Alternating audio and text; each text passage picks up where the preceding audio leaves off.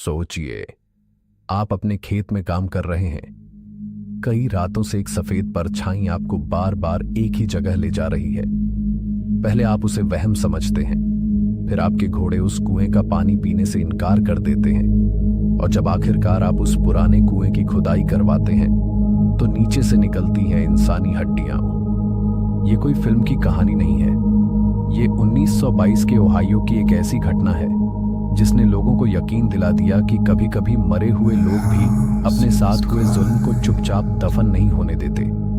एक किसान, एक रहस्यमयी सफेद साया, कुएं के तल में छिपी लाश, और एक ऐसा मर्डर केस जो अदालत तक गया, लेकिन फिर भी पूरा सच कभी सामने नहीं आया।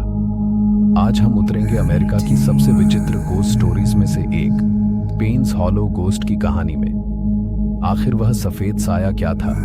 इत्तेफाक, डर, या सच में किसी बेचैन आत्मा की आखिरी पुकार?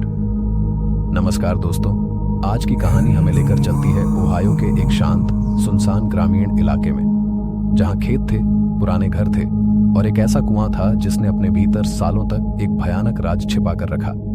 इस कहानी में सब कुछ है, भूत, हत्या, रहस्य और ऐसा मोड़ जो इसे साधारण गोस्ट स्टोरी से कहीं ज्यादा अनसेटलिंग बना देता है। क्योंकि यहाँ सवाल सिर्फ ये नहीं है कि भूत था या नहीं, सवाल ये है कि अगर भूत नहीं था तो फिर उस कुएं तक सच पहुंचा कैसे? यह है the ghost in the well, Penn's Hollow के भूत की कहानी।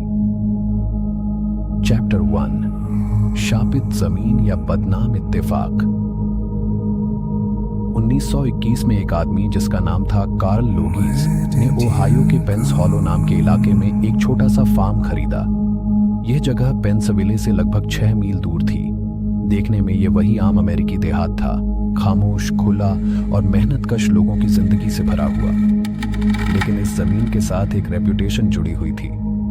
लोग कहते थे कि यह खेत बदकिस्मत है। फसलें यहाँ टिकती नहीं थी, मालिक बार बार बदलते थे। एक फार्म हाउस तक जल चुका था, और धीरे धीरे आसपास के लोगों ने मान लिया था कि इस जगह पर कुछ अशुभ है, कुछ ऐसा जो सामान्य नहीं है। कार्ल इन बातों पर विश्वास करने वालों में से नहीं था।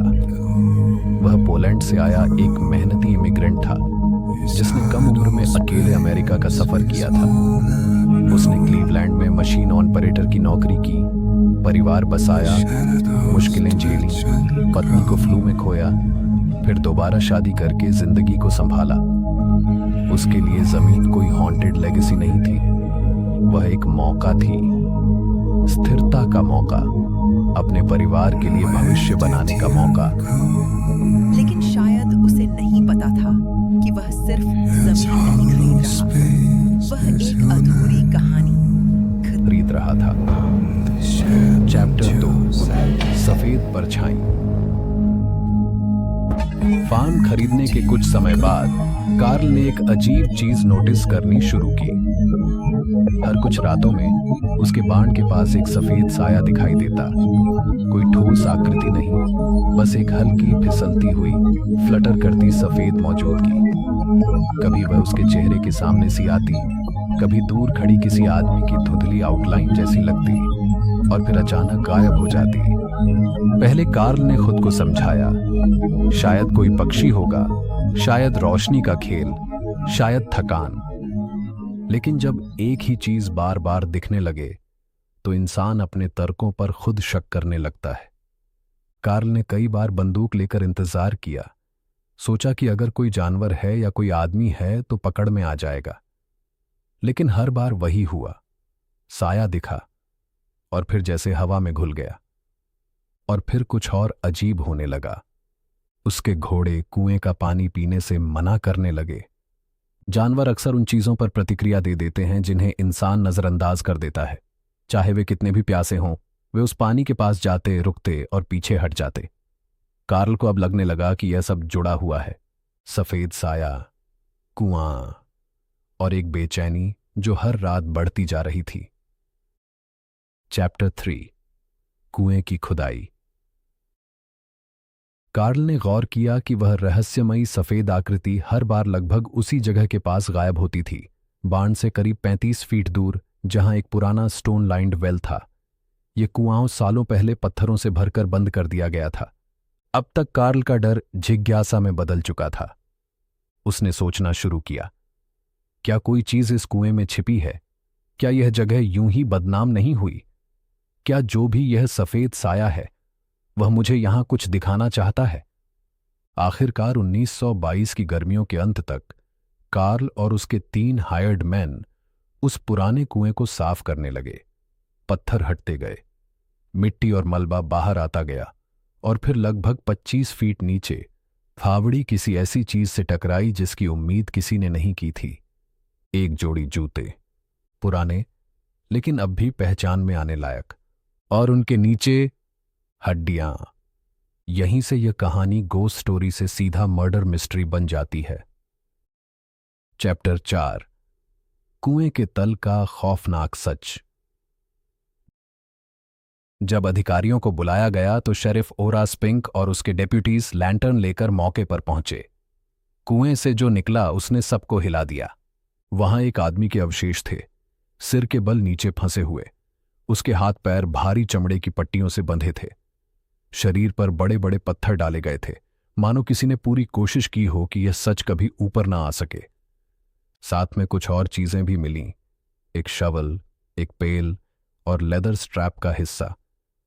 लेकिन सबसे भयावह बात थी उसके शरीर की हालत। खोपड़ी किसी भारी ब्लंट ऑब्जेक्ट से कुचली गई थी, पीठ टूटी हुई थी, और जब शव को ऊपर निकाला गया तो वह सिर के बिना ऊपर आया। बाद में खोपड़ी कुएं की सबसे निचली सतह से मिली, टूटी हुई, कुचली हुई, पहचान से बाहर।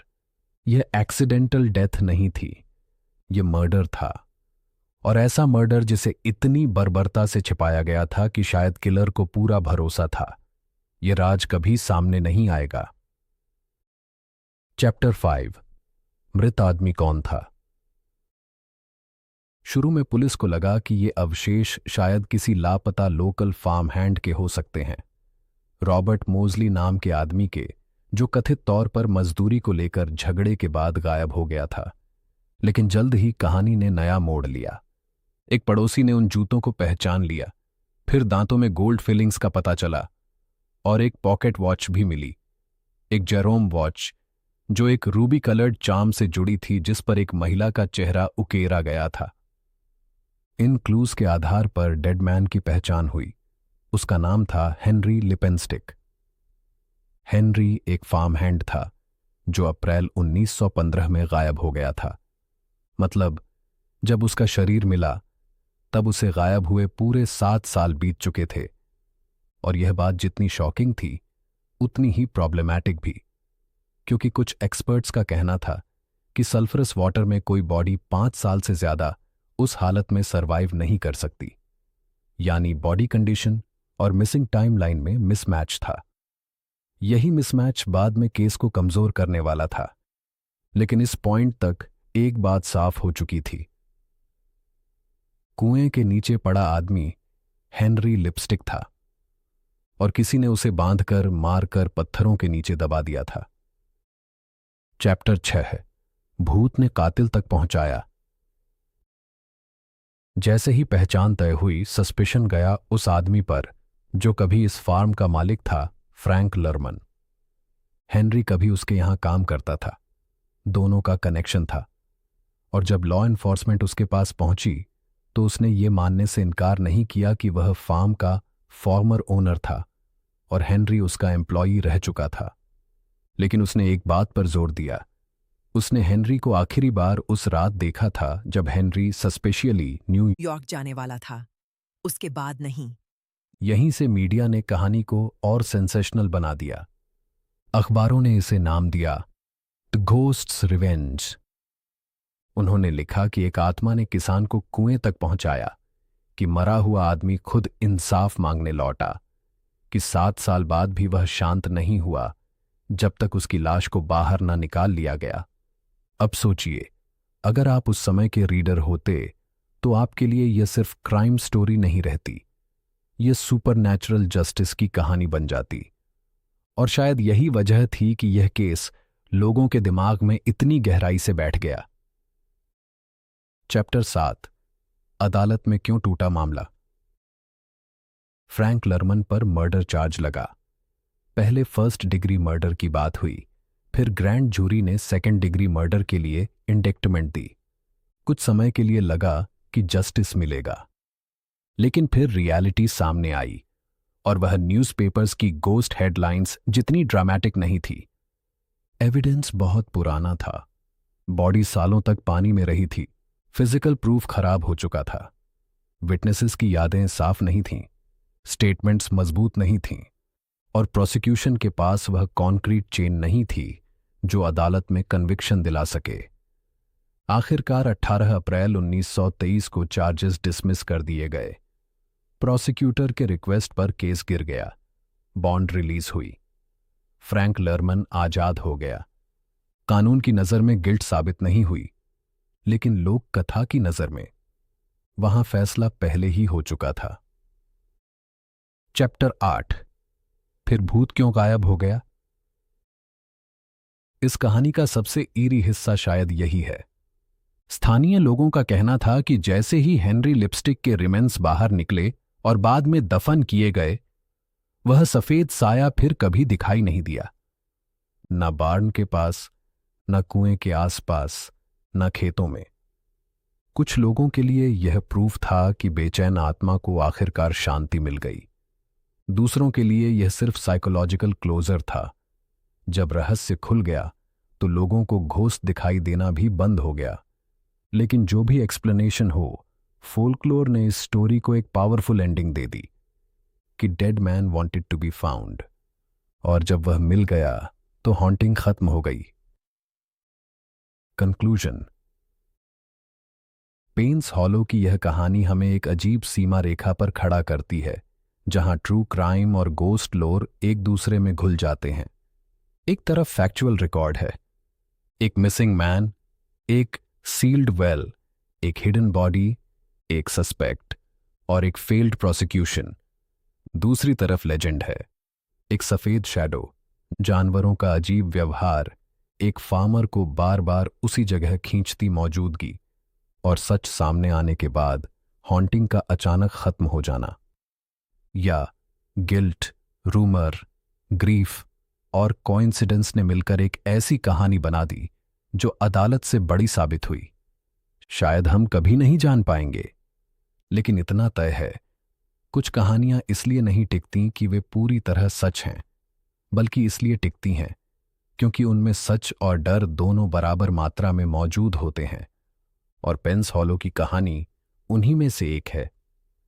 अगर एक दिन किसी सुनसान खेत में, किसी बंद पड़े कुएं के पास आपको लगे कि कोई चीज बार बार आपको एक ही जगह देख रही है, तो शायद उसे नजरअंदाज मत कीजिए। तो असली सवाल क्या है? क्या सच में कोई गोस्ट था? कभी कभी जमीन के नीचे सिर्फ मिट्टी नहीं होती, कभी कभी वहां एक कहानी दफन होती है। अगर आपको ऐसी डार्क हिस्ट्री, घोस्ट स्टोरीज और ट्रू मिस्ट्री केसेस पसंद हैं, तो इस तरह की कहानियों में सबसे डरावनी चीज अक्सर भूत नहीं, सच होता है।